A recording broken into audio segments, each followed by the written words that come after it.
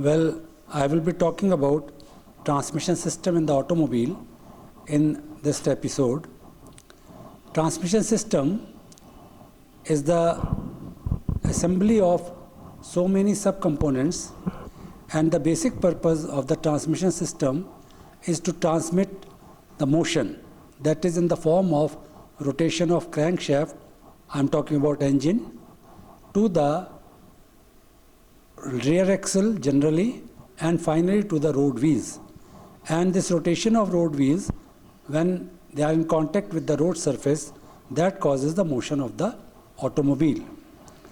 Now the transmission system consists of a number of components, as I've told you. First of all, we have clutch.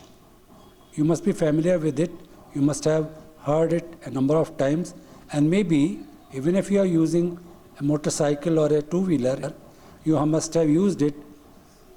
And practically, when we talk about it, we first start the engine and then we press the clutch or engage the clutch, and then we shift the gears. That is what practically we do while driving any vehicle. Maybe it is a two-wheeler or maybe it is a four-wheeler. So the clutch is the first component, and the basic purpose of this component is to prevent the motion of the crankshaft, which is rotational one, to the rear wheels. This goes through a number of components. Let me just tell you what are these components. These components are gearbox, then we have propeller shaft, then we have differential. The differential or the motion from propeller shaft may be transmitted to rear axle, which generally happens, but then it can be to front axle also. So we have differential maybe in rear axle and maybe in front axle, but then there is one more thing. You must have heard about four-wheel drives.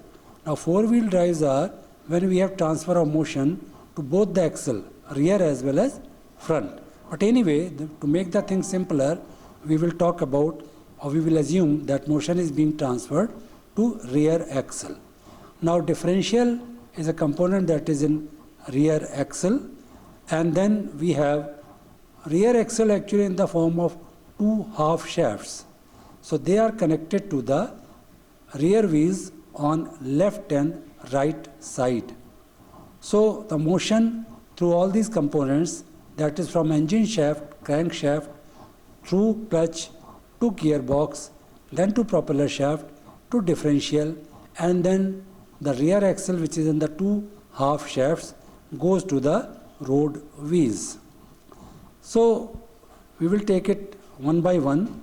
First we will talk about the clutch. Now the basic requirement of the clutch is to transfer motion, that we have already talked about, but the fact is that this motion should be transmitted, of course, to the gearbox, as we are talking about, when we desire.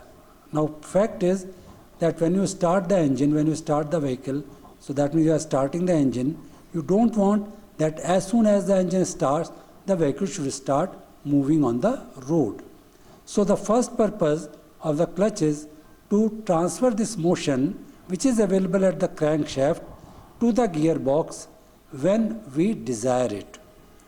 Secondly, it is very well known that if the motion is transferred all of a sudden, so we know that we have, according to law of motion, sudden change of state is not desirable. And if we have sudden change of state from rest to motion, the possibility is that we will get a jerk which will not be suitable for our health. We may get injured because of that. So these are the two things, that first we want that motion is transferred when we desire it. Secondly, it should be transferred gradually, so that the vehicle starts moving gradually and it attains or change of state from rest to motion gradually. So that is what we desire, and for this we have what is known as clutch. Next we talk about the principle of friction clutch. Consider the two shafts A and B duly supported in bearings C and D as shown in the figure. The two shafts are free to rotate about their common axis XY. Shaft A is driving shaft and shaft B is the driven shaft. You find two discs E and F that are attached at the ends of the shafts with the help of keys. Driving shaft A and the disc E rotates along with it. Shaft B and disc F are at rest. So shaft B is the driven shaft. If the two shafts are pressed together, the surfaces of the disc E and F come in contact with each other. The two surfaces are rough, and due to the movement of the disc E, some frictional force comes into existence. When the pressure is increased, frictional force between the two surfaces also increases. This causes transfer of motion, and the disc F also starts rotating. This means the driven shaft also starts rotating because driven shaft is connected to the disc F. Initially, the speed of the driven shaft is low.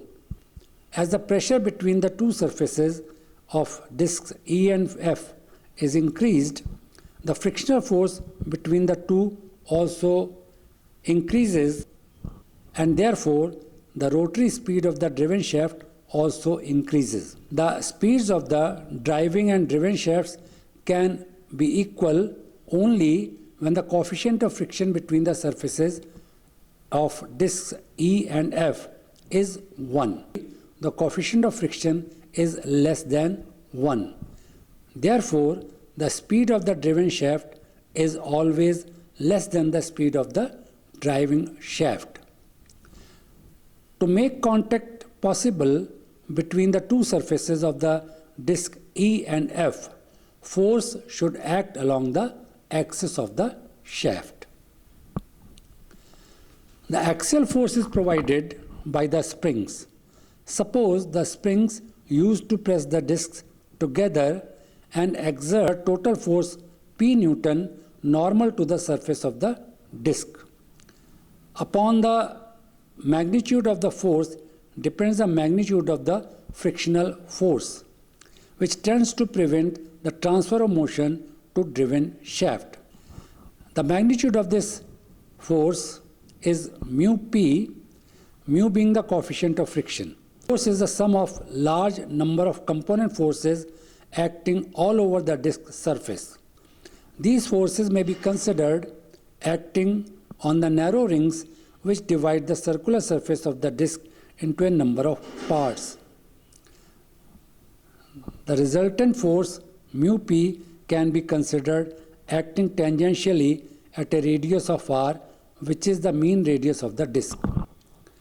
The force will cause a moment about the shaft axis equal to mu P into r Newton meter. This moment tends to stop the driving shaft A and to drive the driven shaft B, and this is the torque that is transmitted. The magnitude of the torque depends upon the radius at which the frictional force acts. The magnitude of the torque can be increased by increasing the radius of the disc. The magnitude of the torque also depends upon the coefficient of friction mu. The coefficient of friction depends upon the nature of material of the surfaces that are in contact with each other. There is another limitation, which is availability of the space. Now, on that depends upon the radius of the discs. The force P depends upon the springs. The torque required may be large in magnitude, and it can be acquired only if certain modifications are made in the design of the clutch. The modifications in the design has resulted in three principal types of frictional clutches. These are cone clutches, single plate clutch, and multi-plate clutches. Thank you.